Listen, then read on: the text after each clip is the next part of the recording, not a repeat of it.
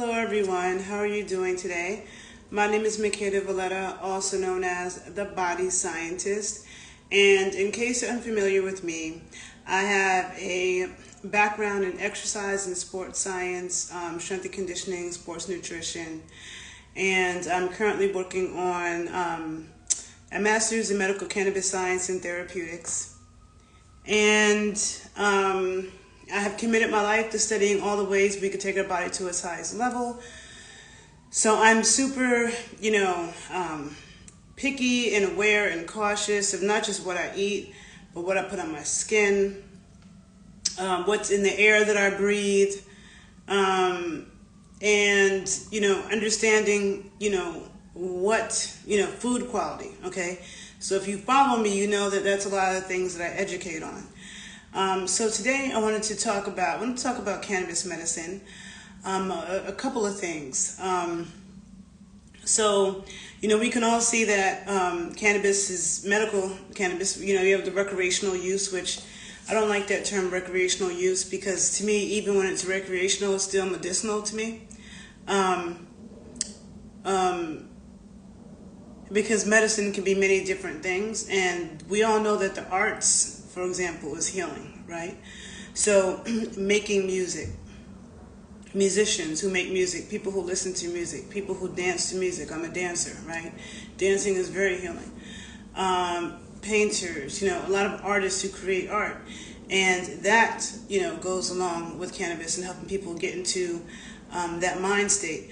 But when it comes to dealing with a lot of ailments, because myself, I'm anti-pharmaceutical. I've been anti-pharmaceuticals for like 20 years, I don't take Advil, I don't take Tylenol. I was actually addicted to Advil in the 7th grade. I had a headache problem. I used to get headaches a lot, so I would take Advil. And it was either my twin brother, or it might have been him, or my mom. I noticed I was taking Advil every day, and so I think my brother might notice it. And so my mom took me to a doctor, and that's when the doctor explained to me then about something called the rebound effect, right? And so the rebound effect happens with Advil and those kind of medications where you take it for a headache. Let's say you get a headache a couple times, you take Advil, 2-3 times. And what happens is you become addicted to it, where if you don't take the Advil, you get a headache. Just like how caffeine is. Just like how caffeine is addictive in that way, where somebody could be drinking coffee every day and then they don't, and then they have a really bad headache, which is a serious withdrawal symptoms. Now that person has to consume the coffee so they don't get a headache. That's what addiction is, right? And it's something called the rebound effect. So I learned about that when I was in the 7th grade, and from that point on, I became very cautious of trying to figure out, I always had an inquisitive mind, which is why I went into science. But I wanted to know, why does that happen? That was always my approach to the body. Any imbalance in the body, any imbalance, any illness or whatever, I'm always why does that happen to that person? Why is that happening? There's a reason for that. Things will just happen for random reasons. It's not just the luck of the draw. There's a reason.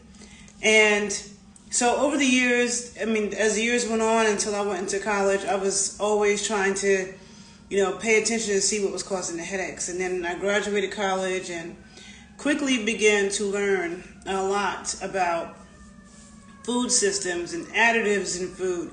Because if someone just goes and gets a degree in nutrition, they don't talk about that, okay? There's a lot of things that's not taught when you just go to school for nutrition. You get indoctrinated. So understanding food quality and a lot of the toxic ingredients and stuff like that. So anyhow, and I don't take antibiotics, if you have been following me, you have seen, I've made several videos over the years talking about why it's important to protect our microbiome. The microbiome on our skin, because our skin is a part of our immune system. That is the first layer of defense is our skin. And we have a microbiome on our skin, okay? Which is good bacteria that protects us from all infectious disease.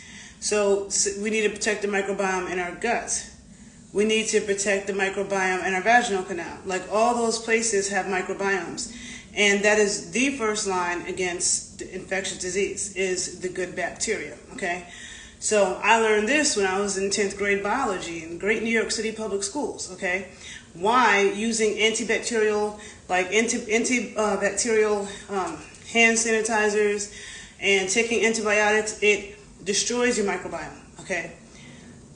I'm not going to get into a long explanation about it right now because I have several videos where I talk about it, and I don't want to get too scientific, but to be very brief, we have good bacteria, we have bad bacteria, right? They have two different requirements for life, okay? So you have some bacteria that love oxygen. They thrive in the presence of oxygen. You have other bacteria that cannot survive in the presence of oxygen. You have some bacteria that love acidic environments. You have other bacteria that cannot survive in an acidic environment. So it's kind of just like with plants. You can't take a plant from the desert and put it in the rainforest, okay? A desert plant can't deal with all that water, okay? It will kill it. And if you take a rainforest plant, a tropical plant, and you put it in the desert, it's going to die. Put it in Las Vegas, where the plants look thirsty as shit, it's not going to survive because it needs way more water, right? So there's different requirements for life. We as humans cannot go jump in the ocean and say we're going to live in the ocean, even though there is oxygen in the ocean. It's H2O, right? So there's oxygen there. It's just not the right percentage that we need to survive. So we would suffocate and die. The creatures in the ocean couldn't come live in our house because they would suffocate and die, okay? So we have different requirements for life. The same thing is true when it comes to bacteria, right? So so if the bad bacteria and the good bacteria cannot survive in the same environment, the goal always is to make sure that you maintain high levels of good bacteria at all times on your skin, in your gut. If you're a woman and you have a vagina in the vaginal canal, all those microbiomes, okay? You want to protect it with your life. And so if somebody gets a bacterial infection, it doesn't matter where it's at on the body, okay? It does not matter where it is. That means that person's microbiome was already off, okay? Because we can always be exposed to infectious disease from somebody coughing in your face, sneezing, the food you eat. I don't know if you guys have seen, I've just posted so many articles in the past few days about an outbreak of, I don't know if it was salmonella or some other bacteria in cantaloupe, okay, which most food poisoning comes from produce, okay? So people be talking about getting food poisoning from seafood, and no, most of the time when you see bad outbreaks of food poisoning, it's coming from produce, okay? And people a lot of times eat produce raw, all right? And so that just greatly even more increases the chance. But despite what people think, okay, food in this country, the food that you buy in the supermarket is not inspected, okay? A lot of it comes from outside the country, from across the country.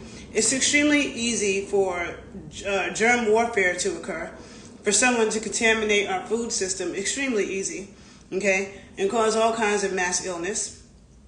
So you don't wait until when COVID happened. It wasn't when COVID happened, I wasn't oh, let me get my immune system up now. Let me get my vitamin D up now. I was already on that. You know what I'm saying? I was already on that for years. For years, I was conscious of that. For years, I was conscious of making sure my microbiome is strong, because you never know when you might get exposed to an infectious disease. And a lot of times you don't find out that there's an outbreak of something until people have already died.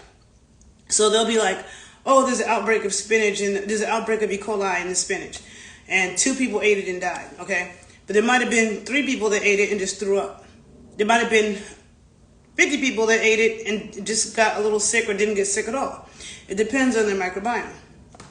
So with that being said, to me, the answer when people have infections, the answer is not antibiotics, it's probiotics. And every time you take 1 course of antibiotics, just 1, okay, this is just like a concussion, all right? Just 1 is a big deal. So just 1 concussion is a major injury, just 1. Now, every concussion that you get after 1 is exponentially worse. And if you do not allow your brain to fully heal, again, because a lot of times, people have micro injuries to the brain, or they get a concussion, they don't fully heal before they're back out there again. No, okay? Concussion is major, all right? So same thing with antibiotics. Just 1 course of antibiotics really destroys your microbiome. Now, if from that point, if you're not super conscious of getting good bacteria in there, because what happens is once you take antibiotics, commercial antibiotics, not natural ones, because there are natural ones like garlic and rosemary and oregano and cannabis, okay? Cannabis has very potent antibacterial agents. Coconut oil, okay? Coconut oil, which is mostly lauric acid, is one of the most potent antiviral, antimicrobial agents you can use, okay? And now, what I'm about to say, like I've had videos being taken down off of YouTube for saying things that's complete facts, okay? Because I can give studies for everything I'm saying. And they take it down for medical misinformation. But the fact of the matter is that coconut oil, lauric acid, it kills lipid-contained viruses. And this is very well known, very well documented in science, okay? You can even Google it. You'll find several studies. Lauric acid, okay, kills lipid-contained viruses. What are lipid-contained viruses? Lipid-contained viruses are the HPV virus, the herpes virus, the HIV virus, and the coronavirus, okay? All those are lipid-contained, contained in lipids, and lauric acid tears that up, okay? So there are many natural, when you use the natural antibacterial agents, they do not kill the good bacteria. They kill the bad bacteria and feed the good bacteria. When you use commercial antibiotics and antibacterial agents and the Purell and all that, it kills all of the bacteria. And what happens at that point is that the good bacteria and the bad bacteria compete, okay? They compete for colony space. And the bad bacteria are more aggressive. And the bad bacteria mutate very quickly. And that's where we have super strains of bacteria and super strains of viruses. It's from using those drugs, okay? So enough of all of that. Now, so the idea of using cannabis medicinally is something that, you know, most people, either they have very limited knowledge on, or they don't really take it seriously, and or a lot of people in the medical cannabis space, a lot of the things that you find in dispensaries and stuff, especially as it pertains to edibles and those products, a lot of them have a lot of toxic ingredients in them, okay? Which completely contradicts the medicine side of things, all right? So for me, even before I knew about medical applications, like I've been a cannabis smoker my entire adult life, but I was never hugely into edibles. And back in the day, before I knew about the medicinal properties, I remember being around friends, maybe especially like in California and stuff, where they'd be getting, you know, edibles in the dispensary, and it was always like Rice Krispie treats or some type of cookies or brownies or something. And it's like, I really don't eat that stuff anyway. You know what I'm saying? Like, I do not eat brownies. Like, since I have been grown, okay, I have never once craved a brownie. I do not sit around and eat cookies. Like, I don't eat stuff like that. I don't eat Rice Krispie treats. I don't eat stuff like that, right? So I've always wanted it to be in, like, savory food. But if I was going to eat a cookie, maybe I eat half a cookie once a year, because cookies make my stomach hurt, just thinking about it, right? But if I was going to eat a cookie or something, or a piece of cake, which is something, again, like, just the thought of it makes my stomach turn. I'm an ice cream person and a cheesecake person and a good food person. I don't eat chips, like, I eat food, okay? So the thing is if I was going to eat that, okay, can it be made with some real butter and not like canola oil? You know what I'm saying? Like, I look at the ingredients, there's all these terrible ingredients, and I'm thinking I wouldn't eat this anyway. So I'm not going to eat it just because it has weed in it. You know what I'm saying? This is bad food regardless. And so now, when you have the medical cannabis space, where all of these dispensaries and all of these brands where they're selling gummies and, you know, these different candies and drink things with all the artificial colors and syrups in it and terrible additives. And the same thing, like, for people who follow my work about food, I don't jump on bandwagons. I don't, like, endorse people just because, I would never endorse a product just because they're paying me when I know it's crap. Now, a lot of people do that. I analyze ingredients because, listen, cancer is extremely common, okay? Cancer has like surpassed heart disease as the #1 killer of Americans, but cancer, the fastest growing rate of cancer is in children, okay? And it is not surprising. And every type of cancer is an epidemic, okay? In every type of cancer, you're seeing younger and younger people getting it, okay? Now, it's not a freaking mystery when you actually realize what you're putting on your skin and in your body. You have a lot of women getting ovarian cancer and uterine fibroids and cysts and da. You know, yeah, diet is an issue, but could it also be that the tampons and the pads that women use are full of chemicals? Maybe the underwear, the vaginal tissue is extremely absorbent. And so you're putting these toxic cancer-causing chemicals. It's bad enough to put it on your skin because our skin is absorbent, period.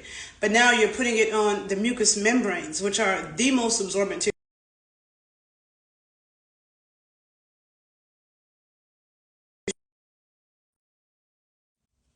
Sorry, somebody called me. Hopefully you guys can hear me. Okay. So really, I don't know. I just see an issue. I feel like the medicinal side, because there's a lot of challenges. And I've done a video about this before. There's a lot of challenges with cannabis medicine because insurance doesn't really help people cover it, which is why it's good for people to learn how to grow. If you're in a state where you can grow the plant.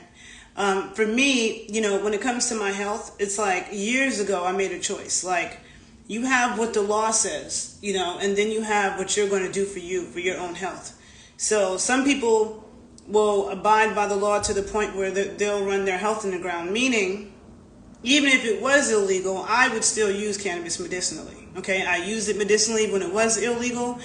It's legal now, and if it becomes illegal again, I will still do it. Okay, because I'm not going to go take those poisonous pharmaceuticals because that's what's legal. Okay, I'm not doing that. But to each his own. The decision that people want to make with their own body. The fact of the matter is that being healthy is not something that people are looking for, you know, the government to give to them or someone to make it easy. And it should be easy, okay? But this planet is hijacked, okay? Every place has been colonized. Everybody's trying to get a profit. And it's not just here, it's everywhere, okay? Everywhere there's corruption, you know, there's no place on the planet where you can escape it. So it's just different challenges in different places, okay? But we have to take it upon ourselves to get what we need, okay, to be healthy and to thrive. So what I do, you know, you have all of the activists who work on changing laws, and I respect those people. That is not easy work, okay? I grew up around a mother who's a union organizer, and I saw my mom fight for, you know, a decade to change certain laws, okay, and have it successfully done only to be turned back over in the next term. So a lot of people who complain about nothing changes and they're not doing the work. Do you understand? It took 100 years. It was 100 years ago when cannabis started becoming illegal in this country. Before that, from 1840 to about 1920, it was a part of the U.S. pharmacopoeia, okay? It was prescribed for over 100 different ailments, okay? Over about 50% of ailments, there were cannabis prescriptions, okay? So it's very well, it's not this new information that cannabis is so medicinal, okay? It's not this new information that it's medicinal and just all the different applications.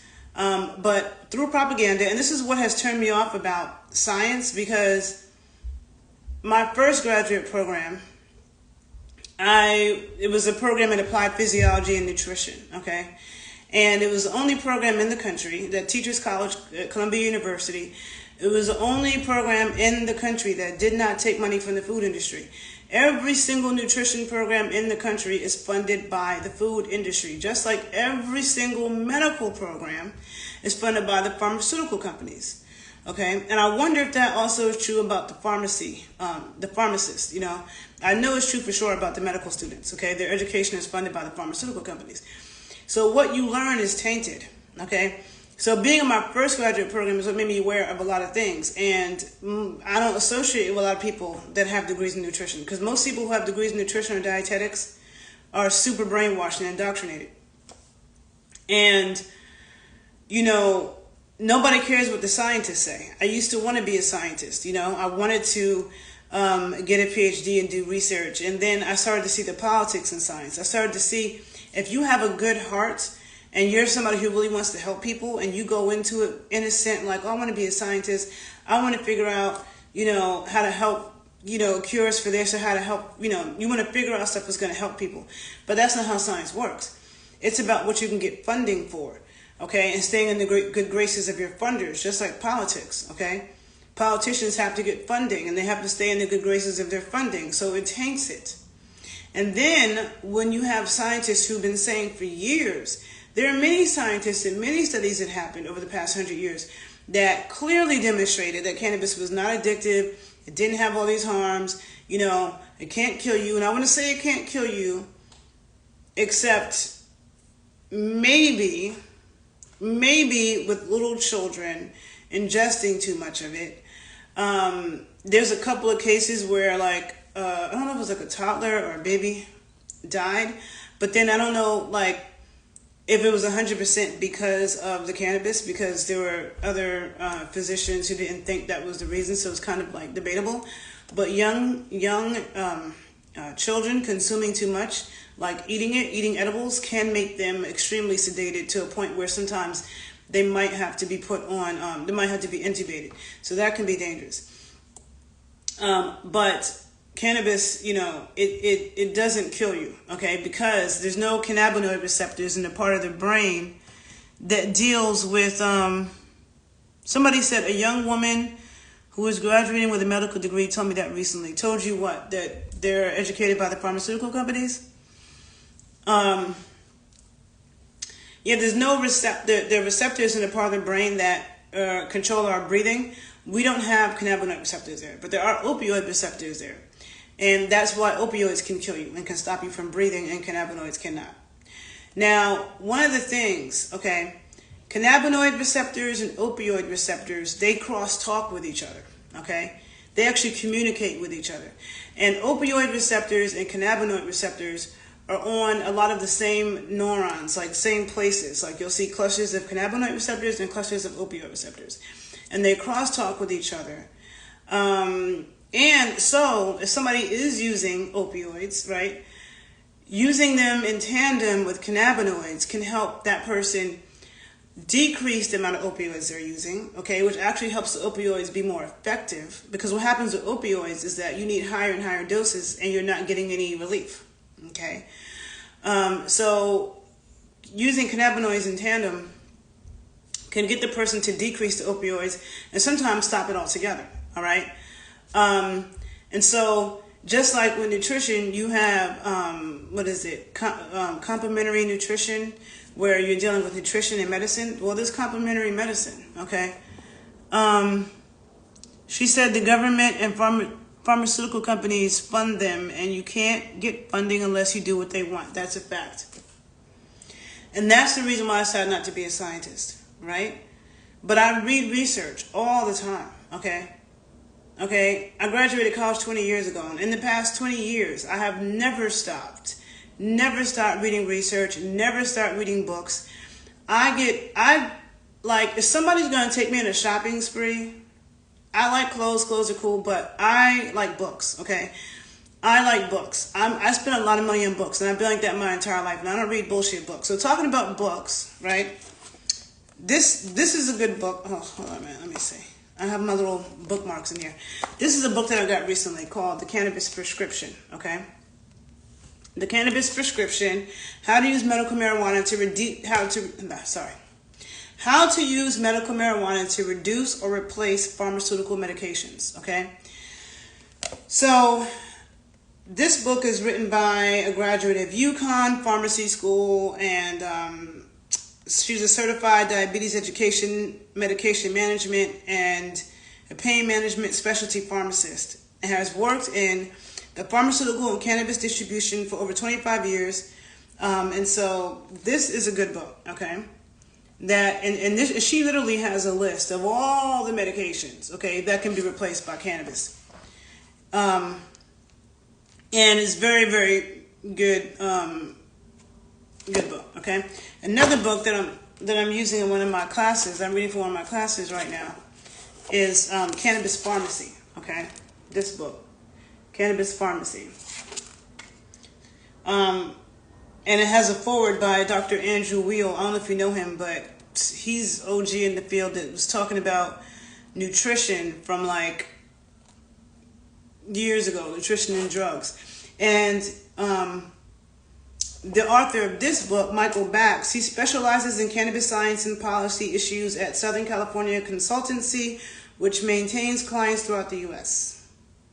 He previously funded the first evidence-based medical cannabis dispensary and blah, blah, blah, blah, blah. Okay.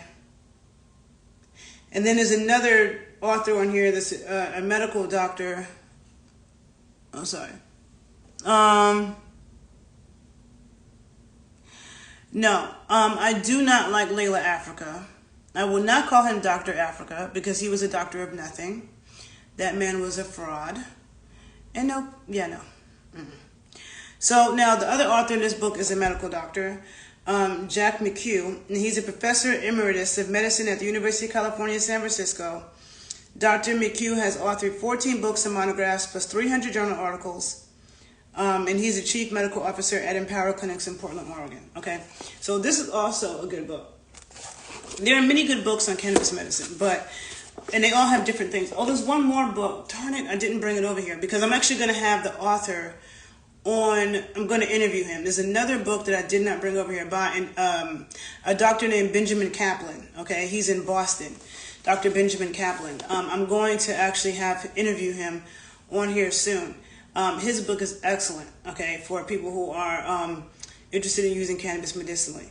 But the thing is that, people using sleeping pills and, antibiotics, head trauma, okay? You have athletes who have head trauma and people, non-athletes who have head trauma. You got people that have been in car accidents that got head trauma. Spinal pain, period. One of the things that cannabis is used for the most is pain. Okay, it's extremely effective with migraines. Okay, and there's different kinds of migraines. Glaucoma, okay, which can make people go blind. Okay, many different applications. Very antibacterial, antiviral. It's a part of my first aid. I always have cannabis oil around. You know what I'm saying? Because cannabis infused coconut oil can be used topically for things, and it can be ingested. Okay, people who are suffering from pain from autoimmune diseases. Okay, like shingles. Okay, gout, all types of issues. Okay, where it can be used for. And one of the things that was interesting in this book, right? The cannabis prescription. Cannabis help you survive your first trimester? Thank you for sharing that. If you want to share how so, you can write how so. Because there's so many applications and so much propaganda and misinformation around it. There are many applications, cannabis applications for women gynecologically and throughout our childbearing years. And a lot of that is not talked about, especially when it comes to pregnancy and childbirth, because of the political correctness of what institutions want people to talk about, but not the truth. There's an amazing woman. She's also in my graduate program, same cohort as me. And her name is the Cannabis Doula. She's on Instagram, the Cannabis Doula. And she's written books and does a lot of training around that. What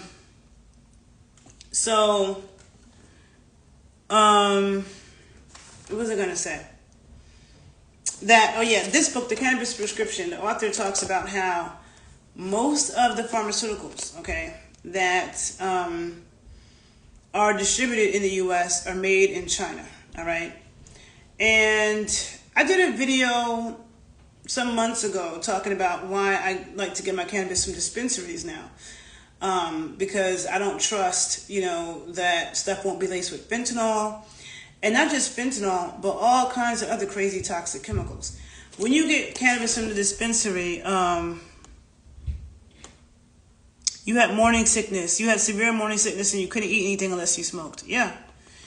It helps a lot of women with that. And they'll try to, say that, because first of all, we produce cannabinoids in our body. I didn't talk about the endocannabinoid system in this video, but we produce cannabinoids. We produce them from animal fats, okay? And I have one of my really good friends, his ex-wife is OBGYN. And he told me, he's in his mid-50s. He told me when his ex-wife was in medical school, he used to read her books just, for fun. And it said in her medical book, her medical textbook, cannabis has no negative effects on the fetus, okay?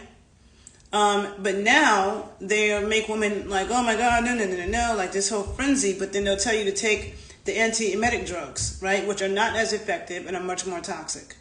Or they'll be telling a pregnant woman to take Tylenol or antibiotics and all these really toxic, poisonous things that you should not be taking, okay? So it's just really, like, crazy. And all of it is because they want to make money.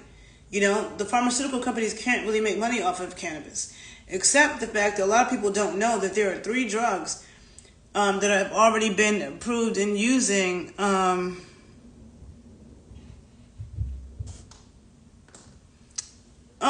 the same woman who was sharing about smoking during her first trimester to deal with nausea said that her baby was born natural and perfectly healthy. Yeah, there's so many, thank you for sharing that. Like, there's so many women like that, and then their children are super smart and excelling in school. There's even a study in Jamaica where an American nurse went to Jamaica and lived amongst, a Rastafarian community, and then traced the children for years, and saw how, they excelled in school and everything. There was nothing, negative. It was all good. So, the fact that, so there's 3 drugs that have been approved to be by the FDA or whatever. I think maybe 2 of them were approved by the FDA, and one of them was only approved in Canada and the UK and Spain. But they're like basically fake, are the fake cannabinoids, fake THC and CBD. And they're prescribed already for different conditions, and most people don't even know that. But yet, cannabis, the actual plant, is still a Schedule 1 drug, okay? So your medical doctor can't prescribe it, okay? Nurses can't administer it, all right? Someone like myself, I can talk about it freely. I can recommend, because I'm not bound by my nursing license or my medical license, which is how they get these practitioners. They can't do anything to go against what the American Medical Association says they can say, or what, in the case of a dietitian, what the American Dietetic Association says they can say, because it'll take away their license. And so that's why it's hard out here for the regular person who's trying to get help, because the people who are licensed a lot of times can't tell you the truth. Then you don't want to go to somebody, a lot of people claim they know what they're talking about, like the Layla Africas and Sabis of the world, who are complete frauds, and they have no idea what they're talking about, and then you follow their advice and you end up with a problem. So finding somebody who actually knows the truth and is qualified to speak the truth and is telling you the truth, because they're not bound by an institution or certain funding where they can't tell you the truth. So that's the tricky part. And that's why I've been independent all my life. And it's not an easy path. But it's like, I feel like if I really want to help people and I really want to tell the truth, I can't be bound by those things, So, so that's really what I wanted to introduce these 2 books. Again, there's another book. I'll post it, the book by Benjamin Kaplan, Dr. Benjamin Kaplan, who I will have on my show, who I will have on my page soon to interview. And there's so many good books about cannabis medicine. I've posted some on my page already. If you're on YouTube and you don't follow me on Instagram, be sure to follow me on Instagram, because I post a lot of things there that I don't post on YouTube, and I post books. If you're on Instagram, look through my page and you can find books that I post, because all the books that I post are good, okay? I have good taste in books. I know I'm picky about who I learn from and but trust me, you'll learn a lot from any book that I post.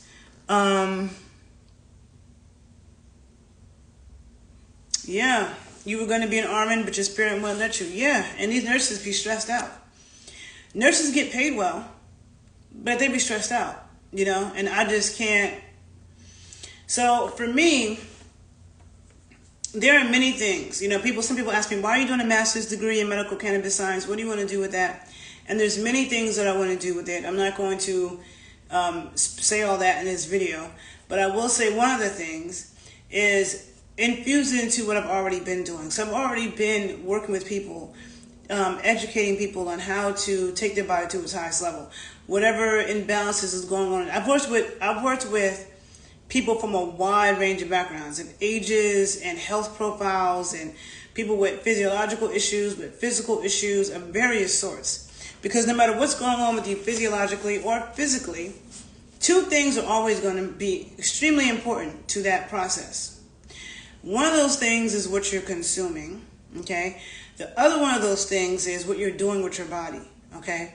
Like, for example, if you have bad knees, you want to do exercises correctly, okay? The correct exercises to strengthen the muscles around the knee without putting more stress on your knee, okay? Because muscles are shock absorbers and they take stress off of joints, so that's critical. But then nutrition plays a role of consuming anti-inflammatory foods and consuming foods that's going to help regenerate cartilage and bone and support your muscles, okay? So no matter, same thing could be said for diabetes or anything, okay? Cancer, doesn't matter. What you're doing with your body, what you're doing physically, so exercise, and what you're consuming, nutrition, okay, or even putting on your skin, all those things play a role. And that's what I've been doing for the past 20 years, and that is my specialty. And I've already been anti-pharmaceutical. I've already been like, okay, why does this person have this issue, and how can we fix the imbalance? And so now adding cannabis to the mix, it's complementary, okay? And there's a lot of people, I work with a lot of people who are like over 70, but I work with people of different ages, but I've been working with a lot of older people with cannabis medicine because they're always trying to drug them up. And like I said, it can replace a lot of pharmaceuticals, okay, that are harmful and don't help your body heal. Cannabis actually helps the body heal because we have something called the endocannabinoid system, which I didn't get super in depth in this video about it. I'll do another video. I've talked about it in some other videos, and you can Google it, whatever. But we have receptors all over our body, almost every organ of our body, CB1 and CB2 receptors that cannabinoids bind to and elicit a reaction. And the endocannabinoid system modulates all the other systems in our body. So we have the respiratory system, digestive system, immune system, lymphatic system, central nervous system, okay? I think I said circulatory. So, you have all these reproductive system, all these different systems. The endocannabinoid system modulates all of those systems. Okay, so this is why there's so many applications. All right. And so, you can check out my video, Nutrition and Cannabis. Another video I did that is titled, Did You Know That Our Endocannabinoids Are Made from Animal Fat? Which just adds to fuel to the fire of why animal fats are so important, which I've always known for many years. But studying cannabinoid science and understanding the endocannabinoid system just fortified that, okay? So I'm here to educate and always available to work with one-on-one clients. So yeah, so I didn't say that one of the things that I want to do, infusing it into what I'm doing, one of the things will be offering coaching and guidance to people who want to use cannabis medicinally, because the issue is that currently you can go to the doctor and the doctor can clear you to use cannabis for whatever health condition or ailment you have, right? The doctor can say, okay, yes, you're a good candidate for that, but the doctor is not going to give you any recommendations. They can't. A lot of them don't know enough to give you any, okay? But the few that might know, they can't, all right? So what are you supposed to do with that? When you know, okay, I can use cannabis for this condition. Now, what do I do? Now, you go to the dispensary, and you would think the people in the dispensary know, but they don't. I've gone to dispensaries all across the country. The only time, and I always ask questions, okay? Because even though I know a lot, I don't know a lot. I'm always learning. And I always want to ask, people, other knowledgeable people, and see, what their opinion is, or if what or what I even think is right. And most dispensaries, they have no idea. Only time I came across some people that kind of knew something in dispensary was in DC. There's a dispensary in DC, in Tacoma Park. It's called Tacoma Wellness. It's a medical cannabis dispensary. And one of the good things about DC is that you can self-certify yourself. So you could be from out of town, okay, or in town, and you can self-certify yourself. You don't have to go to a doctor to get a medical cannabis card. You can say, I need it medicinally, and self-certify yourself. That's cool. But it was D.C. and in Michigan, when I was in Ann Arbor, Michigan. Ann Arbor, Michigan, where the University of Michigan is. The people in there were knowledgeable. That was like probably one of my favorite dispensaries I ever went to was in Ann Arbor, Michigan. But most of them, they don't know anything, okay? So now, and even if they do know something, they can't really advise you if they don't know about about your health profile, what's really going on with you. So where is the patient supposed to get the information? How are they supposed to know about it? And there's so many different there's so many different applications, just like with any herb. You use it differently depending on what you're using it for, okay? Do you need to steam with it? Breathing in the steam.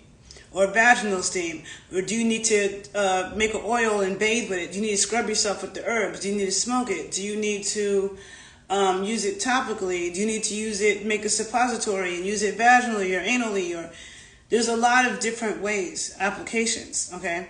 And the application that one chooses to use will depend on what they're using it for and other considerations, okay?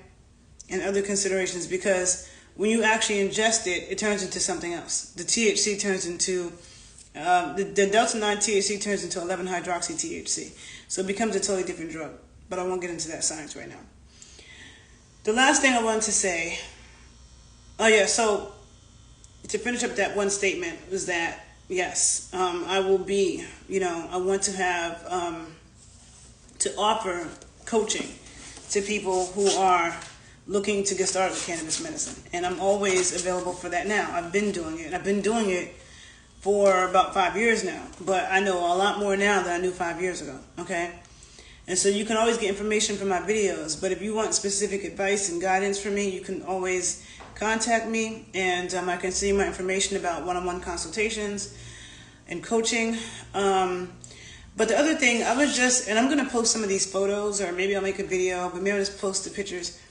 I was in a place by my house in Chicago, and like a little convenience store, and they're selling, it's really disturbing how you see a lot of these smoke shops. This wasn't even a smoke shop though, this was like a corner store. But a lot of them are selling all these Delta 8 and Delta 10 and Delta 11. And, oh, this is THCA.